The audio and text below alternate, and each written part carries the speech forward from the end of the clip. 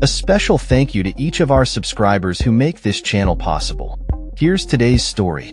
In a surprising revelation, nearly 40% of the federal contracts that the Trump administration claims to have canceled as part of its cost-cutting initiative are expected to yield no financial savings for the government. This data, released by the Department of Government Efficiency, DOGE, overseen by Elon Musk, indicates that of the 2,300 contracts terminated recently, 794 are not anticipated to contribute to savings. The primary reason for this is that the total value of these contracts has already been fully obligated, meaning the government is legally bound to spend the allocated funds for goods or services that have already been delivered or utilized. Charles Tiefer, a retired law professor with expertise in government contracting, likened the situation to confiscating used ammunition after it's been shot, emphasizing that such terminations do not achieve any meaningful policy objectives. Despite the cancellations, an administration official defended the actions, suggesting that eliminating contracts seen as potential deadweight is a sensible approach, even if it does not translate into immediate savings. The Trump administration has claimed that its efforts are aimed at combating fraud, waste, and abuse within the government. According to DOGE, the overall cost-cutting measures are projected to save about $65 billion, a figure that remains unverified by independent experts.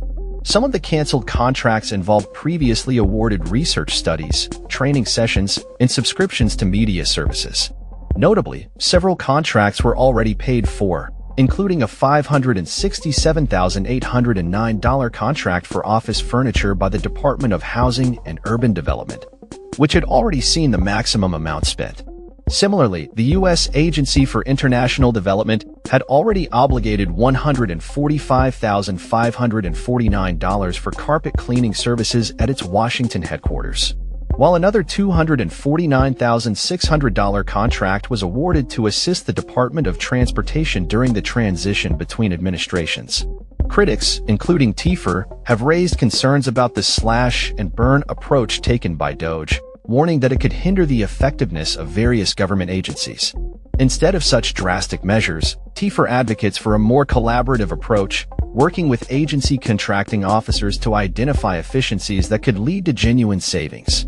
While DOGE asserts that the contract cancellations could ultimately save $9.6 billion, independent analysts have questioned the accuracy of this figure.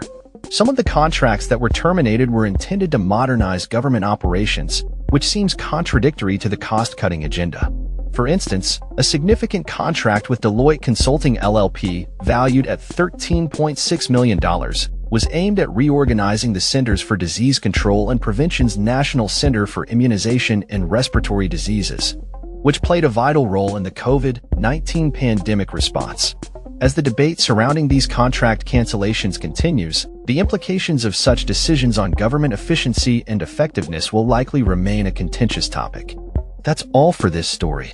We upload videos every day covering many different subjects, so hit that subscribe button to stay informed. Thanks for watching.